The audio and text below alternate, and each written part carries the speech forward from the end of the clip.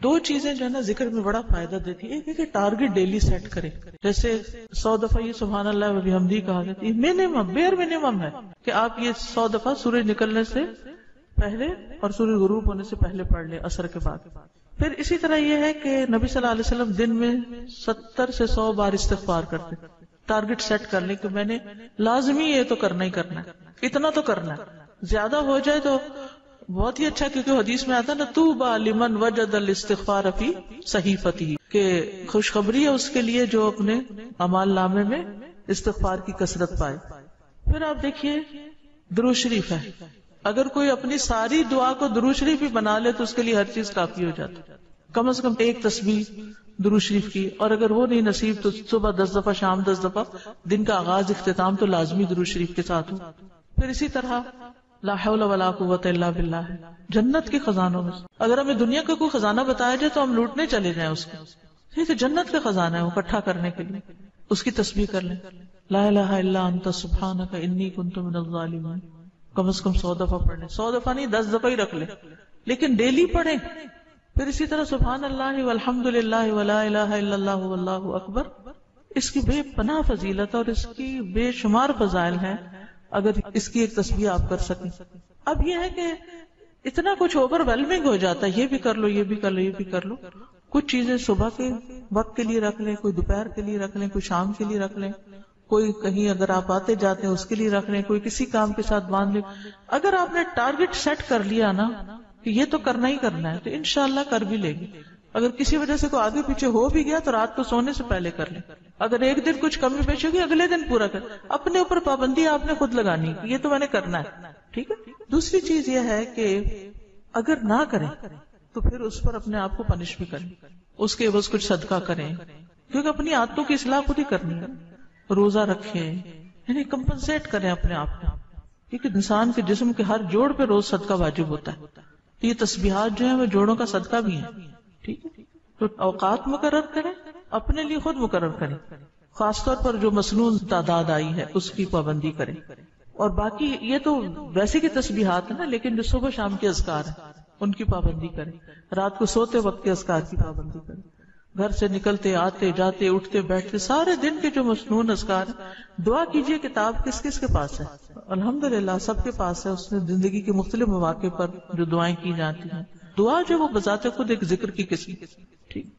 تو جن کا رشتہ نہ ہو رہا ہو وہ بھی, جن کا ہو چکا ہو اور شادی کے پرابلمز ہو وہ بھی, جن کا ہو چکا اور پھر بچے نہ ہو وہ بھی, ان سب کے لیے ایک ہی وظیفہ ہے, اور وہ کیا ہے؟ استغفار کا. پھر اسی طرح ایک اور جگہ پر ایک اور پیغمبر نے اپنے لوگوں سے کہا, وَاسْتَغْفِرُوا رَبَّكُمْ ثُمَّ تُوبُوا إِلَيْهِ إِنَّ رَبِّي رَحِيمٌ وَدُودٌ. اپنے رب سے معافی مانگو اور اس کی طرف پلٹ آؤ, بے شک میرا رب رحیم ہے اور اپنی مخلوق سے بہت محبت رکھتا ہے. یعنی جب کسی بندے پر کوئی تکلیف آتی ہے تو ایسا نہیں کہ اللہ تعالیٰ اس پر خوش ہوتے ہیں اور جان بوجھ کے ستانا چاہتے ہیں بندوں کو. اللہ تو بندوں کے حق میں بہت مہربان ہے. پھر سوال یہ پیدا ہوتا ہے کہ تکلیف آتی کیوں؟ اگر وہ ہم سے محبت کرتا ہے اور وہ بہت مہربان ہے. تو بات یہ ہے کہ کچھ چیزیں ہم اچھے حالات میں سیکھتے ہیں اور کچھ چیزیں ہم ہارڈ شپ سے سیکھتے ہیں. کچھ نعمتوں کی قدر ہم اچھے طریقے سے ویسے ہی کر لیتے ہیں, اور کچھ چیزوں کی قدر ہمیں اس وقت آتی ہے جب کوئی مشکل پیش آتی ہے. آپ دیکھیے کہ اس کی مثال یوں ہی ہے کہ جیسے کچھ کھانے آپ کچے ہی کھا لیتے ہیں, جیسے فروٹس وغیرہ ہیں, آپ کو پکانے کی ضرورت نہیں ہوتی, لیکن کچھ کھانے آپ کو پکا کر کھانے ہوتے ہیں. اسی طرح زندگی میں کچھ حالات ایسے ہوتے ہیں کہ جن میں آپ آرام سے سیکھ جاتے ہیں, یا کچھ باتیں آپ کو بغیر کسی مشکل کے سمجھ میں آ جاتی ہیں, لیکن کچھ باتیں آپ کو مشکل آنے پر سمجھ آتی ہیں. اور جس طرح انسان پختہ اور میچور ہوتا ہے مشکلات میں, آپ نے دیکھا ہوگا کہ جو بچے ہارڈ شپس میں پلتے ہیں وہ بڑے ہو کر ان میں اسٹیمنا زیادہ ہوتا ہے, لیکن جو بچے بہت نعمتوں میں اور نازوں میں پلتے ہیں وہ اتنے بہادر اور اتنے ہمت والے نہیں ہوتے. اس لیے دھوپ اور چھاؤں, غم اور خوشی دونوں اس کائنات کا حسن ہے. دن اور رات ایک بہت بڑی نشانی ہے ہمارے لیے. تو اس لیے جب تکلیف آتی ہے تو اس موقع پر انسان اللہ کی طرف زیادہ رجوع کرتا ہے, اللہ کو زیادہ یاد کرتا ہے, زیادہ ذکر کرتا ہے, اور اس طرح انسان کے گناہ دنیا میں ہی معاف ہونے لگتے ہیں. ایک اور جگہ پر آتا ہے وَأَنِ اسْتَغْفِرُوا رَبَّكُمْ ثُمَّ تُوبُوا إِلَيْهِ يُمَتِّعْكُمْ مَتَاعًا حَسَنًا. اور یہ کہ تم اپنے رب سے معافی چاہو اور اس کی طرف پلٹ آؤ تو وہ تم کو اچھا سامان زندگی دے گا. یعنی دنیا کی اچھی نعمتیں کس سے ملیں گی؟ استغفار سے. اور اس کے لیے دعائیں کیا ہیں؟ ربنا اغفر لنا، یہ قرآن پاک کی دعائیں ہیں استغفار کی. ربنا اغفر لنا ذنوبنا واسرافنا فی امرنا وثبت اقدامنا. ایک اور دعا ہے ربنا آمنا فاغفر لنا وارحمنا وانت خیر الراحمین. پھر اسی طرح ربنا ظلمنا انفسنا وان لم تغفر لنا وترحمنا لنکونن من الخاسرین.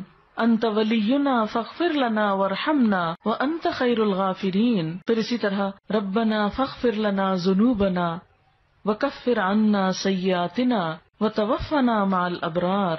پھر اسی طرح رسول اللہ صلی اللہ علیہ وسلم نے بھی کچھ ایسی دعائیں سکھائی ہیں جو استغفار کا ذریعہ ہیں. رب تقبل توبتی واغسل حوبتی واجب دعوتی وثبت حجتی واہد قلبی وسدد لسانی واسلل سخیمۃ صدری. رب اغفر لی وتب علی انک انت التواب الغفور. استغفر اللہ الذی لا الہ الا هو الحی القیوم واتوب الیہ